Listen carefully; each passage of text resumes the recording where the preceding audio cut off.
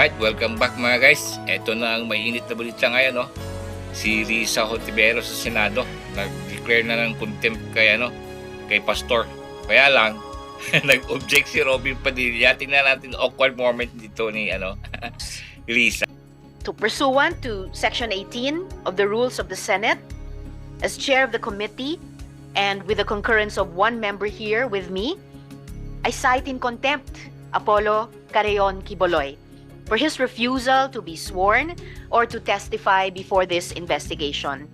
This committee requests the Senate President to order his arrest so that he may be brought to testify. Yun, papa-arresta na daw niya mga guys. Kaya lang, eto na si Robin Padilla, pakinggan nyo tsaka pagmasdam nyo yung kilos ni Risa dito Talagang awkward moment sa kanya.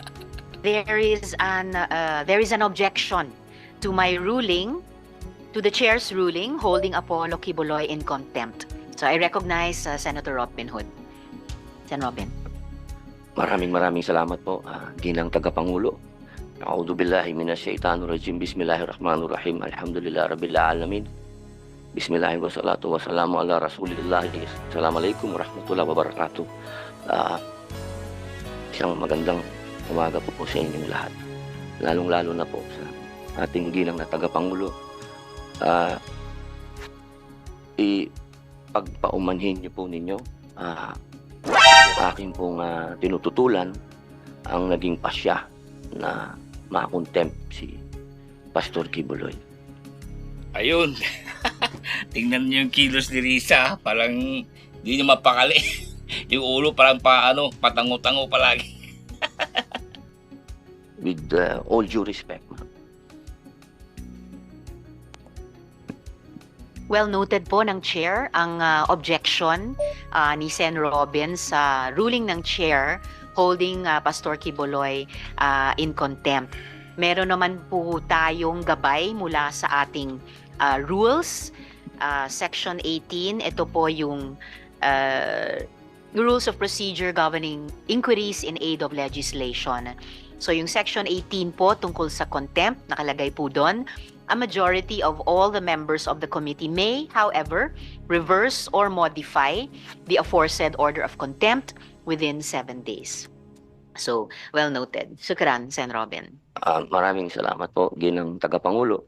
At gusto ko lamang pong malaman ng mga panauhin natin at ng mga sumusubaybay po sa mga ganap na ito. Ang akin pong mga kadahilanan para humingi ng ng pagpapakumbaba at ang karapatan ng pag-object, ang hindi pagsang-ayon. Napag-usapan po namin ito ng mahal na senadora na aking pong ginagalang, sinasaladuhan at palagi ang nagpupugay sa kanyang mga ipinaglalaban.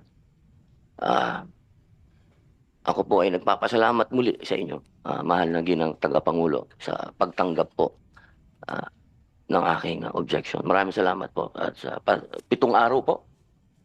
May 7 araw po ang majority Ilan of the po? members of the committee Majority. Opo, na gawing formal itong pag-object sa ruling ng chair holding Pastor Quiboloy in contempt. Pag sinabi po ba, ginang tagapangulo, ito po ba yung membro natin?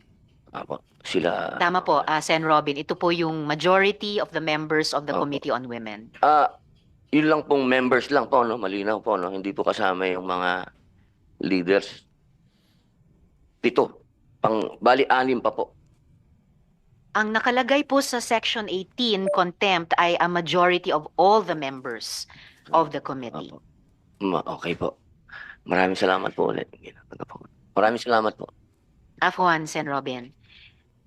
Ayun, pahiya si Risa tuloy. So may 7 days pa para magdesisyon yung majority sa komitiba na yan. So at least si Robin Padilla na-exercise na yung balance ng Senado sa objection. Okay? Thank you for watching mga guys. Abangan ang susunod na kabanata nitong issue ni Pastor. Thanks for watching.